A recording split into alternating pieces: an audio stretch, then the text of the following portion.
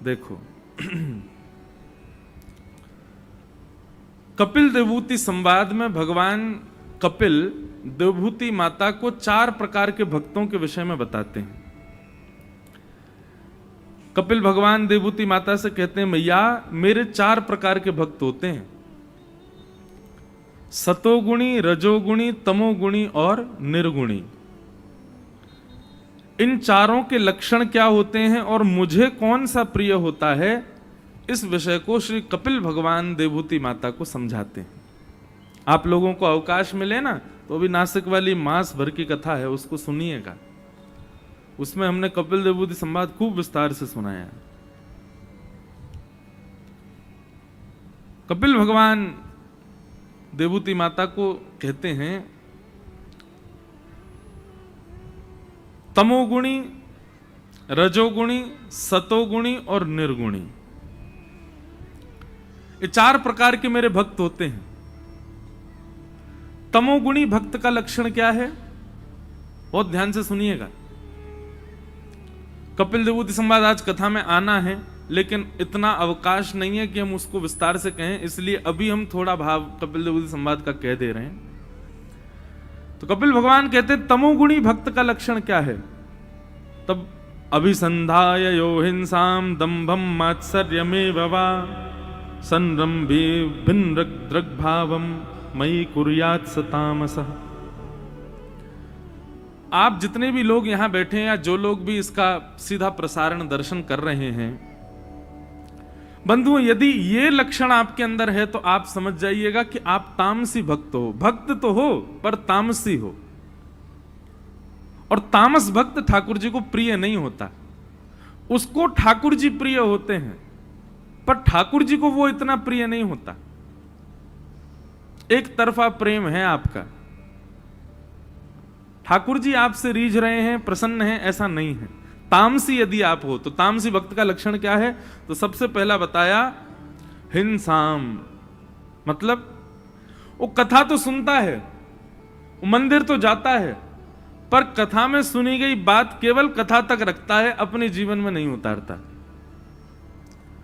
सत्संग में जाएगा, मंदिर जाएगा, सब कुछ करेगा, लेकिन अपने जीवन में उतारने की बारी जब आती है तो कुछ नहीं, 0/0।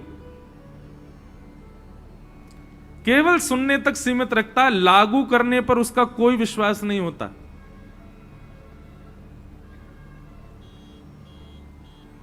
ऐसे व्यक्ति को तामसी भक्त कहा जाता है। भक्त क्यों है? क्यों कथा में तो जा रहा है। भक्त क्यों है? मंदिर तो जा रहा है। भक्त क्यों है? तीर्थों में तो जा रहा है, धाम तो जा रहा है, पर उस चीज को अपने ऊपर हावी नहीं होने देता है। जैसे आजकल इन भक्तों की ज्यादा संख्या हो गई है। वृंदावन में भीड़ बहुत हो रही है, तीर्थों में भीड़ बहुत हो रही है। महाकाल चले जाओ, ओहो महाराज कितनी भीड़, लंबी लाइन लगी है। सब मंदिरों में भीड़ तो बढ़ गई है, पर यदि अगर देखा जाए, किसी की निंदा नहीं है, पर अधिकतर संख्या किसकी है? तामसियों की है। कोई व्यक्ति वृंदावन से आता है तो मुझे बड़ी चिड़चिड़ाहट होती है। कब? जब वो ऐसी बात करता है। कैसी? महाराज जी हम वृंदावन गए थे। मैंने कहा अच्छा, क्या किया वृंदावन जाके? वृंदावन गए, सबसे पहले महाराज जी वहां पे जो है जा करके हमने और बढ़िया लस्सी पी और आलू की टिक्की खाई, पेड़ा लेकर के आए, और महाराज जी वहां पे हमने राधा राधा ऐसे लिखवा लिया था यहाँ पे। उसके बाद हमने फिर खूब बढ़िया वहां नृत्य किया, और फिर सब चीज करने के बाद फिर हम बिहारी जी गए, फिर हमने संतों के दर्शन किए, फिर जमुना जी प्रणाम किए, आ गए।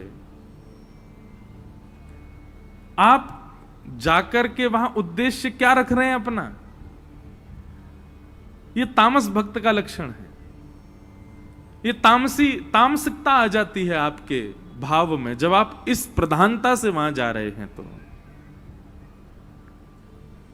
हम वृंदावन जाने का नियम बताते हैं। सबसे पहले वृंदावन में प्रवेश करते ही वहां की रज को प्रणाम करो। पंचायतन है वृंदावन के पहले 5। जिस प्रकार स्कूल में जाने के लिए यूनिफॉर्म चाहिए, स्कूल में जाने के लिए वेल ड्रेस्ड अप जैसा स्कूल का नियम है वैसा चाहिए ना, वैसे वृंदावन का भी नियम है। सबसे पहले वृंदावन की रज को प्रणाम करके माथे से लगाओ, उसके बाद वृंदावन के वृक्षों को हृदय से लगा करके उनको प्रणाम करो। फिर किसी ब्रजवासी के घर की मधुकरी पाकर के ब्रजवासी को प्रणाम करो। चौथा, श्री यमुना जी को प्रणाम करो। कितने लोग ऐसे वृंदावन जाते यमुना जी का दर्शन ही नहीं करते। यमुना जी को प्रणाम करो। और फिर पांचवे, श्री गोपेश्वर महादेव को प्रणाम करो। वो वृंदावन में बैठे इसीलिए ताकि आपको वृंदावन का अधिकारी बना सकें। जो अधिकार प्रदान करने वाले, हम उनसे वंचित होकर वृंदावन जाते हैं, वृंदावन के रूप को नहीं समझ पाते। गोपेश्वर महादेव को प्रणाम करो। इन पंचायतनों को प्रणाम करो, रज को, वृक्ष को, ब्रजवासी को, यमुना जी को और श्री महादेव गोपेश्वर महादेव को। इनके बाद कहीं जाओ, बिहारी जी, राधा वल्लभ जी, राधा रमन जी, राधा दामोदर जी, गोपीनाथ जी, गोपेश्वर जी आदि आदि, सबसे पहले इन पांचों को प्रणाम। लेकिन हम लोग क्या कर रहे हैं, हमारे पंचायतन दूसरे हैं। सबसे पहले करते हैं भेल पूरी को प्रणाम, फिर करते हैं लस्सी को प्रणाम, फिर करते हैं आलू की टिक्की को प्रणाम। उसके बाद कहीं जाकर के बिहारी जी को देखते हैं। बात तो मैं वहां ले गया, लेकिन यहां पर तामसी भक्त की चर्चा हो रही है। तामसी भक्त कैसा होता है? बोले कथा में तो जाएगा, मंदिर तो जाएगा, सब कुछ करेगा, लेकिन अपने जीवन में लागू नहीं होने देता उन चीजों को, सुनने तक सीमित रखता है बस कथा को। दूसरा लक्षण क्या है तामसी भक्त का? बोले दंभ। दंभ यानी कि केवल दिखावे की भक्ति करता है। इसको कहते हैं बगुला भगत। कौन सा भगत? बगुला भगत की कथा सुनी? बचपन में स्कूल में पढ़ाई जाती थी। वो नदी में एक पैर से खड़ा रहता है, आंख बंद करके खड़ा रहता है। मछलियां कहती हैं ओह बगुला बाबा आए, अरे हमारे यहाँ कुछ सिद्ध संत आए हमारी नदी में, आओ चलो प्रणाम करें सब सखियों। सारी मछलियां प्रणाम करने के लिए जाती हैं, जय हो सिद्ध संत। वो कोई तपस्या कर रहे हैं महाराज। इतने में ही बगुला एक आंख खोल करके देखता है, उनमें से मोटी सी मछली को तुरंत चोंच मार करके मुंह में ले लेता है, फिर तप में बैठ जाता। बगुला भगत। तो ऐसे ही बगुला भगत मतलब दंभ, केवल दिखा रहे हैं, दिखावे की भक्ति। और आजकल तो ये बहुत ज्यादा हो गई है, बिना दिखावे के तुम्हारा काम ही नहीं चल रहा है। तामसी भक्त का लक्षण क्या है? वो दिखावा करता है, वो दिखाता है कि देखो मैं भक्त हूं। तीसरा लक्षण बताया मात्सर्य में बाबा। मात्सर्य मतलब पहले दिन भी कथा में बताया गया, दूसरे के प्रति ईर्ष्या। अपने दुख से दुखी कम है, दूसरे के सुख से ज्यादा दुखी है। वो इतना सुखी क्यों है? और इसीलिए वो गणेश जी के पास, महाकाल भगवान के पास जा रहा है, क्योंकि वो सुखी क्यों है? नाथ मैं क्यों नहीं हूं? हे महाकाल भगवान, आपने पड़ोसी पे बहुत कृपा कर रखी है, उसके यहां बहुत बढ़िया चल रहा है सब कुछ, हम पे कब करोगे नाथ? दूसरे के प्रति ईर्ष्या की भावना रख के जो ठाकुर जी की शरणागति में जाता है, शरण में जाता है, तो ये लक्षण जिसमें है वो तामसी भक्त है। भगवान कहते हैं वो मुझको बिल्कुल प्रिय नहीं। पहले दिन की कथा सुनने से व्यक्ति के हृदय का तामस नष्ट हो जाता है, तामसिकता खत्म होती है। दूसरे भक्त कौन से होते हैं? तब भगवान कहते हैं राजस भक्त। बोले राजस भक्त का लक्षण क्या होता है? तब भगवान कहते हैं कि विषयान विसंधाय यश ऐश्वर्य में भवा अर्चादावर्चयद्यो माम पृथक भावस राजस। राजस भक्त का लक्षण क्या है? बंधुओं देखो, अगर आप तामसी हो तो आपका संकल्प है कि आपको राजस बनना है। कहीं आप राजस हो तो आपका अगला स्टेप है कि आपको निर्गुण बनना है। और अगर आप निर्गुण में हो तो आपको राजस हो तो आपको सतोगुणी बनना, और सतोगुणी हो तो आपको निर्गुण बनना है। इसलिए जिन जिन भावों को आप यहां सुन रहे हैं, अपने आप पहचान जाइए आप कौन से हैं, और उस भाव को ठीक करने का प्रयास करो। राजस भक्त का लक्षण क्या है? तब भगवान कहते हैं सबसे पहली बात विषय। बिना किसी विषय के मेरे पास कभी नहीं आता, बिना किसी कामना के रहित तो कभी आ ही नहीं सकता, वो कामना से ही आएगा मेरे सामने, विषय भोग की वस्तुओं को लेकर के ही आता है। उसको देखते ही मैं समझ जाता हूं कि अब कुछ मांगेगा, गिड़गिड़ाएगा मेरे आगे, क्योंकि वैसे तो ये दिखता नहीं है मंदिर में, ये केवल और केवल मांगने के लिए दिखता है। अच्छा, ऐसे लोग हमारे जीवन में भी होते हैं, वो जैसे ही दिखाई देते हैं। अच्छा, ऐसे लोगों का लक्षण क्या होता है, वो हंसते हुए ही मिलेंगे और उनको देखते ही पता चल जाता कोई काम है इसको, तभी आया है, ये ऐसे तो आ ही नहीं सकता, सोन पपड़ी लेकर के आया है, निश्चित ही कुछ बड़ा मांगने वाला है। नहीं, अब की बार तो रबड़ी लेके आया। बोले ओहो, ब्लड प्रेशर हाई हो जाता हमारा, बोलो अब पता नहीं क्या मांगेगा। ऐसे कई लोगों के नंबर भी होते हैं, उनके फोन जब आते हैं तो हमारे हाथ पांव कांप जाते, कुछ जरूर इसका कोई काम होगा तभी फोन किया है, ऐसे तो कभी करता ही नहीं याद। ऐसे ही बंधुओं, ठाकुर जी भी घबराते हैं इनसे, राजस भक्तों से। क्यों? जैसे ही ये आते हैं तो भगवान एक प्रकार से ये कह देते हैं, मंदिर में से मैं ऐसे भागता हूं, केवल मेरा पाषाण रहता है वहां पर, मैं तो रहता ही नहीं। क्यों? इस पर केवल काम मांगने का है।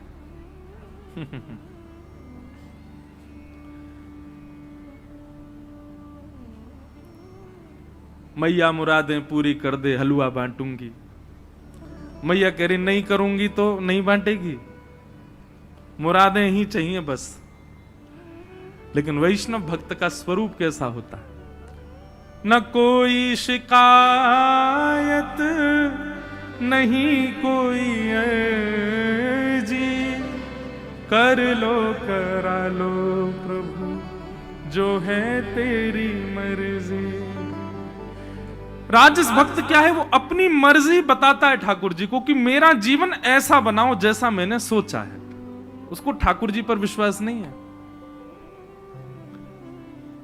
एक प्रकार से बिगड़े हुए बालक का लक्षण है। वो माता पिता से कहता, आप जो चाहते हैं वो नहीं करूंगा, जो मेरी इच्छा है वैसे मुझको रहने दीजिए, और उसी के लिए जिद कर रहा है। ऐसा बालक भी श्रेष्ठ नहीं माना जाता, तो भक्त श्रेष्ठ कैसे हो सकता है? जो ठाकुर जी से प्रार्थना कर रहा है मेरा जीवन ऐसा हो। तो सबसे पहली बात भगवान कहते हैं कि बिना विषय के ये मेरे सामने कभी नहीं आता, राजस कोटि का भक्त। और इसकी कामना में सदा दो चीजें होती हैं, यश और ऐश्वर्य।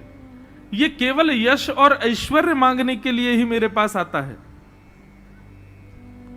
और अर्चा दावर चयिद्यो माम पृथक भावस राजस, इसकी निष्ठा केवल और केवल मेरे अर्चा विग्रह में होती है। अर्चा विग्रह मतलब केवल मंदिर में प्रतिष्ठित भगवान के प्रति उसकी श्रद्धा है, ना तो उनके वैष्णवों में इसकी कोई श्रद्धा होती है, ना कथाओं में इसकी कोई श्रद्धा होती है, ना संत महापुरुषों में इसकी कोई श्रद्धा, कुछ नहीं। केवल और केवल मेरी अर्चा विग्रह को पूजता है और मुझसे मांगता है, बस यही काम है इसका।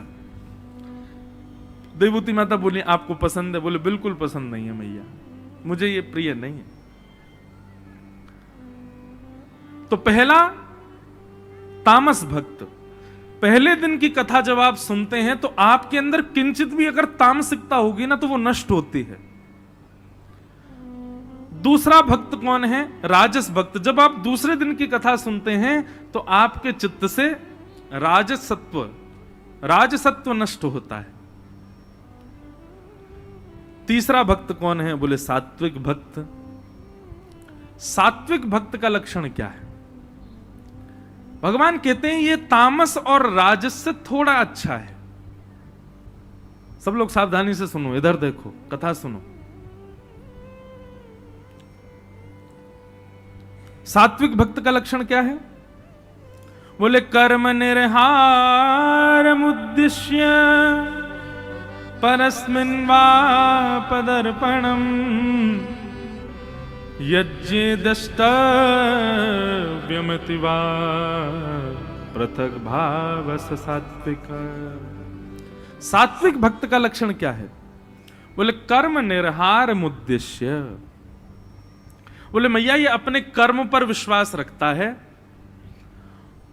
और कर्म में इसको सफलता मिले, कर्म स्वयं करेगा, परिश्रम स्वयं करेगा, केवल मुझसे कृपा की आकांक्षा करता है कि नाथ मैं ऐसे ऐसे ये काम कर रहा हूं और मैं करूंगा, खूब परिश्रम करूंगा, सफल होने का प्रयास करूंगा, नहीं सफल हो पाया तो कोई चिंता नहीं है, बस आप कृपा बनाए रखना। ये मुझसे सफल होने की भी कामना नहीं करता, ये कहता है सफल ना भी हूं तो चलेगा लेकिन मैं प्रयास पूरा करूंगा, आप मुझ पर कृपा रखना, दृष्टि रखना। कर्म निर्हार मुद्दिश्य परिस्मिन वा तदर्पणम। और मैया इसका दूसरा लक्षण क्या है? ये कर्म तो करता है अपने बल पर, मेरे से कहता है केवल कृपा रखना, और जब कर्म इसका सफल हो जाता है ना तो सफल होने पर ये सारा श्रेय मुझी को दे देता है कि ठाकुर जी की कृपा से हुआ, मैंने कुछ नहीं किया। देवभूति माता बोली फिर तो ये आपको बहुत अच्छा लगता होगा। ठाकुर जी बोले मतलब हां प्रिय है पर इतना प्रिय भी नहीं है,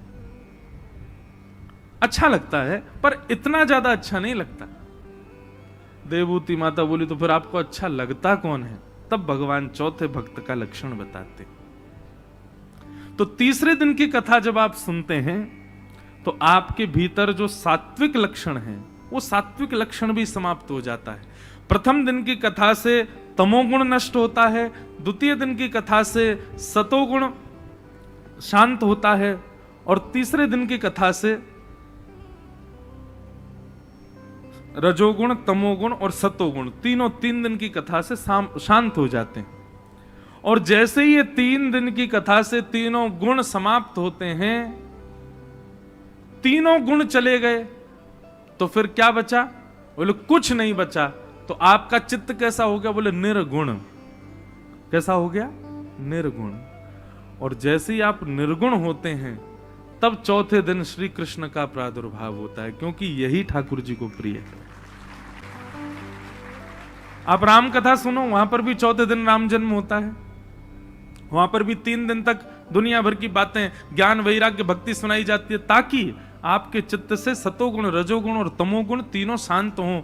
जब आप निर्गुण हो जाओगे तब आपको कथा में कृष्ण जन्म, राम जन्म मिलेगा। अब सुनो निर्गुणता किसे कहते हैं। अगर आज भी ऐसे नहीं हुए जैसा निर्गुण को होना चाहिए तो क्षमा कीजिएगा, आपका तन प्रवेश कर रहा है चौथे दिन की कथा में, मन बुद्धि प्रवेश नहीं कर रहे हैं। निर्गुण भक्त का लक्षण क्या है? तब भगवान कहते हैं कि लक्षणम भक्ति योगस्य निर्गुणस्य हृदाहतम अहैतुक्य व्यवहिता या भक्ति पुरुषोत्तम। बोलो मैया निर्गुण भक्त का लक्षण कैसा होता है? जैसा मैं अभी थोड़ी देर पहले गा रहा था, न कोई शिकायत नहीं कोई अर्जी, कर लो करा लो प्रभु जो है तेरी मर्जी, सुख दो या गम जो भी मैं प्रेम से सहूंगा, जहां ले चलोगे वहीं मैं चलूंगा। ये निर्गुण भक्त का लक्षण। वो ठाकुर जी से ना तो कोई शिकायत करता है, आपने ऐसा क्यों किया मेरे साथ, कभी नहीं। ना ही ठाकुर जी के सामने कोई अर्जी रखता है कि नाथ ये कर दो, ये कर दो, ऐसा कर दो, ये कर दो, कुछ नहीं। ठाकुर जी से कभी कुछ नहीं मांगता। आप जो देंगे, तेरे फूलों से भी प्यार, तेरे कांटों से भी प्यार, तू जो भी देना चाहे दे दे मेरे करतार। भाई प्रेम का स्वरूप यह होता है कि सामने वाला यदि आपको पुष्प दे तो ही आप खुश रहो, नहीं आपका प्रेमी यदि कभी आप पर रुष्ट भी हो जाए तो उसकी रुष्टता भी स्वीकार करो। प्रेमी का तो सब कुछ स्वीकार होता है, केवल वो अच्छा अच्छा ही रहे, वो अच्छा अच्छा ही कहे, वो अच्छा अच्छा ही बोले तो ही आपको स्वीकार है, नहीं उसकी हर भाव, हर स्थिति, हर परिस्थिति आपको स्वीकार होती है। ये निर्गुण भक्त जो होता है ये ठाकुर जी से प्रेम करता है, और प्रेम करने के बाद में ठाकुर जी जो प्रस्तुत कर दें उसको सब स्वीकार होता है। वो कभी ठाकुर जी के सामने रोता नहीं कि नाथ ऐसा क्यों कर रहे हैं। सुदामा जी महाराज, आज एकादशी है, कुछ नहीं खाया, कल द्वादशी है तो घर में सामग्री नहीं है, तो दूसरे दिन भी व्रत हो गया, तीसरे दिन थोड़ी बहुत सामग्री आई तो बालकों को खिला दिया, फिर भी स्वयं भूखे रहे, पत्नी भी भूखी रही। चौथे दिन किसी ने सामग्री दी नहीं तो फिर भूखे रहे। पांचवें दिन पत्नी कहती है हमारा कैसा जीवन है, 4 दिन तो हमको अन्न नहीं मिलता और 5वें दिन एकादशी आ जाती है, कैसा जीवन है हमारा। सुदामा जी महाराज कहते हैं अरे देवी ऐसा मत कहो, तुमको पता है शास्त्र आज्ञा करते हैं जिस दिन व्यक्ति अन्न का सेवन नहीं करता है, जिस दिन व्यक्ति भोजन सेवन नहीं करता है, व्रत करता है, उस दिन ठाकुर जी उसको याद करते हैं, ठाकुर जी उसकी बड़ी स्मृति करते हैं, उस पर दया करते हैं कि अरे बताओ बेचारा आज भूखा है। दुनिया के लोग तो 15 दिन में एक बार एकादशी करते हैं, ठाकुर जी उनको एक ही बार याद करते हैं। मेरे तो कितने बड़े भागी, ठाकुर जी 15 दिन में 5 बार मेरे को तुझको याद करते हैं, 5 बार तेरी मेरी स्मृति ठाकुर जी को होती है। निर्गुण भक्त का तो ऐसा लक्षण होता है, वो हर स्थिति स्वीकार करता है अपने स्वामी की, आप जैसे भी दो मुझे स्वीकार। और निर्गुण भक्त का एक लक्षण तो इतना विलक्षण बताया भगवान कपिल ने। देवभूति माता कहती हैं क्या ये आपसे आपको भी नहीं मांगता? भगवान बोले नहीं भैया, सालोक्य साष्ट सामिप्य सारूप्य एकमत्युत दीयमानं न गृह्णन्ति विना मत्सेवनं जनाः। 5 प्रकार की मुक्ति होती है, बहुत ध्यान से सुनिएगा, सब लोग सावधानी से सुनो। 5 प्रकार की मुक्ति होती है। कौन कौन सी? सबसे पहली मुक्ति का नाम है सालोक्य मुक्ति।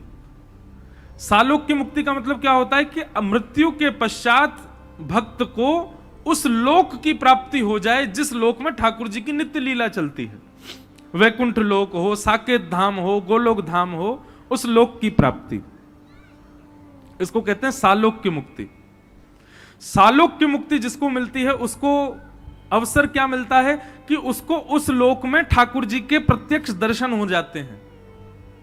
होते दूर से ही है लेकिन हो जाते हैं। कैसे? जैसे मुझे आप दिख रहे हो, ऐसे ही आपको वैकुंठ मिल जाए, गोलोक धाम मिल जाए, साकेत मिल जाए, तो वहां आपको ठाकुर जी ऐसे दिख जाएगा। ओ देखो श्याम सुंदर घूम रहे हैं, देखो देखो द्वारिकाधीश घूम रहे हैं।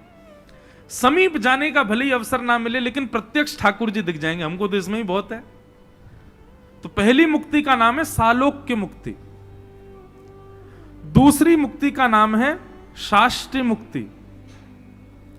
शास्त्रीय मुक्ति का मतलब क्या है? इसमें थोड़ी ठाकुर जी के प्रति थोड़ा सामीप्य मिल जाता, मतलब आप दिन में एक बार ठाकुर जी के समीप जाके उनको प्रणाम कर सकते हो। ठाकुर जी मिलने का अवसर एक बार देंगे दिन में। और या फिर आपको कोई सेवा मिल जाएगी, जैसे आज ठाकुर जी ये वस्त्र पहनने वाले हैं, इन वस्त्रों को तैयार कर लाओ, आज ठाकुर जी के लिए चंदन घिसलाओ, आज ठाकुर जी की रसोई में आप कुछ बनाए आओ। ठाकुर जी के समीप की थोड़ी सेवा आपको मिल जाएंगी, ये कहते हैं शास्त्रीय मुक्ति। तो सालोक्य मुक्ति, शास्त्रीय मुक्ति, फिर तीसरी मुक्ति सामीप्य मुक्ति। ये सामीप्य मुक्ति कैसी होती है? इसमें आपको ठाकुर जी के संग रहने का अवसर मिल जाता है। भैया आज ठाकुर जी जा रहे हैं, बोले कहां? बोले ध्रुवलोक जा रहे हैं, तो आप संग में जा सकते हो, ठाकुर जी के संग संग पीछे पीछे चल सकते हो। ठाकुर जी की पादुका उठा करके कहीं रख दो, ठाकुर जी की पादुका उठा लो। ठाकुर जी जब पादुका पहने आपके कंधे पे हाथ भी रख सकते हैं। ठाकुर जी का कभी झोला उठा लो, ठाकुर जी की जो सामग्री है कभी उनको ले लो। भगवान रथ पे बैठेंगे, रथ संभाल दो, रथ में संग बैठ जाओ। ये सामीप्य मुक्ति। बहुत ध्यान से सुनिएगा, इन मुक्तियों का चिंतन करके जो भजन करता है ना, उसी मुक्ति की प्राप्ति फिर होती है भजन के भाव से। तो पहली सालोक की मुक्ति। अब अगर ऐसा भाव रखें तो कोई सालोक की मुक्ति तो पाएगा ही नहीं, बोले कि नहीं हमको लोग थोड़ी चाहिए, हमें तो सामीप्य चाहिए। लेकिन उसमें भी आपकी भजन की गति देखी जाए, कितना भजन किया गया भाई। जिस प्रकार आपको आवाज आ रही है हमारी, थोड़ी नेक और बढ़ाओ।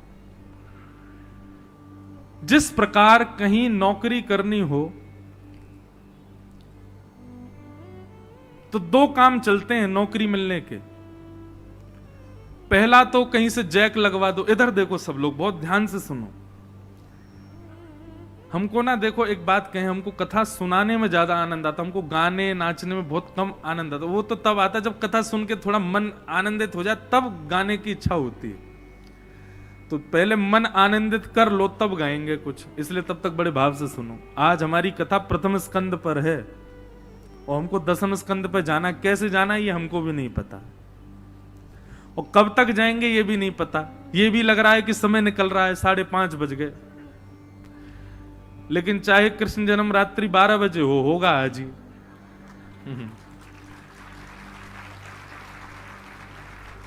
अच्छा, एक बार मुझसे एक व्यक्ति बोला, बोले महाराज जी आप एक काम क्यों नहीं करते? मैं क्या? बोले ये भक्ति ज्ञान वैराग्य और ये बाहर की कथाएं थोड़ी कम सुना के लीला ही लीला सुनाई जाया करें तो। हमने उसको एक उत्तर दिया, मैं सुनो, आपके मंडीदीप क्षेत्र में अगर थोड़ी बहुत गंदगी भर जाए, आपने क्या किया? यहां के जो मुखिया थे, यहां के जो राजा हैं या जो भी हैं, उनको आपने आमंत्रित किया। आपके बड़े बुलावे पर वो यहां आ गए और आपने जैसे ही वो यहां आए तो आपने बड़ा स्वागत किया। स्वागत के बाद उन्होंने कहा आपने हमको क्यों आमंत्रित किया? तो आपने गंदगी दिखाई, बोले ये साफ करवाने के लिए बुलाया है। तो राजा की इसमें अवहेलना हो गई ना, कि राजा को आप इसलिए थोड़ी बुला सकते हो। राजा के सामने याचिका रख दो, राजा कुछ सैनिक भेज देगा, वो साफ सफाई करके आ जाएंगे। जब साफ सुथरा हो जाए तब राजा को बुलाओ। ठीक वैसे भैया हमारे किशोरी जी, हमारे ठाकुर जी राजा हैं और हमारे चित्त में अभी बड़ी गंदगी है। पहले बाहर की ये सब कथाएं, भक्ति ज्ञान वैराग्य आदि, ये सब, इन सब कथाओं से पहले वहां का मार्जन कर लिया जाए, पहले उसको स्वच्छ कर लिया जाए, पहले उसको पवित्र कर लिया जाए। जब हृदय पूर्ण रूपेण पवित्र हो जाए तब श्यामा श्याम का आह्वान किया जाए। बीच बीच में आ जाता है भाव, और भाव आता है तो अपने आप लीला प्रकट होती है। लीला सोच करके थोड़ी बोली जाती है। जब ठाकुर जी को लगता है कि हाँ आधे से ज्यादा श्रोताओं का चित्त थोड़ा साफ हो गया है, सो व्यास जी के मुख से अपनी लीला बुलवा देते हैं। तो भैया 4 दिन लगे इसीलिए रहे ताकि आपके चित्त की सफाई हो, कल से फिर ठाकुर जी वहां विराजें। अभी हम सफाई तो कर रहे हैं। तो ध्यान से सुनो, कौन कौन सी मुक्ति हो गई? सालोक की मुक्ति, फिर शाष्टी मुक्ति, फिर सामीप्य मुक्ति, 4 मुक्ति हो गई। और फिर चौथी मुक्ति कौन सी है? 5वीं मुक्ति है सारूप्य मुक्ति। सारूप्य मुक्ति मतलब ठाकुर जी जैसा रूप आपको प्राप्त हो जाएगा। मतलब ठाकुर जी जैसे कमल नेत्र आपके भी हो जाएंगे। और ये सब वहां जाके यहां पे भी हो जाता है। जब आप बहुत सेवा करते हैं ना, तो आपके अर्चक ठाकुर जी का ही रूप आप में आने लग जाता है। कई बार मैंने अनुभव किया, लोग मिलने आते हैं, उनका रूप देख के मैं पहचान जाता हूं कि ये ठाकुर जी की सेवा करते हैं। क्यों? उनके नेत्र की गंभीरता, उनकी वाणी की सहजता, उनकी चाल ढाल, वो सब बता देती है कि ये ठाकुर जी की सेवा करते होंगे, क्योंकि थोड़े थोड़े ठाकुर जी जैसे हो जाते हैं वो। तो सारूप्य मुक्ति कैसी है? बोले कि भगवान अपने जैसा रूप धारण करा देते हैं। और सारूप्य मुक्ति का एक आनंद विलक्षण यह है कि आप ठाकुर जी का श्रृंगार करो, फिर ठाकुर जी आपका श्रृंगार करेंगे।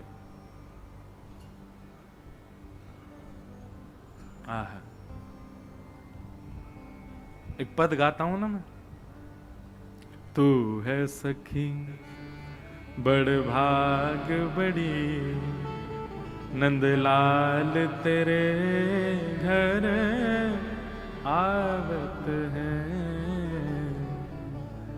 तू अपनो श्रृंगार करत है, तू अपनो श्रृंगार करत, ये दर्पण हाथ दिखावत है, ये दर्पण हाथ।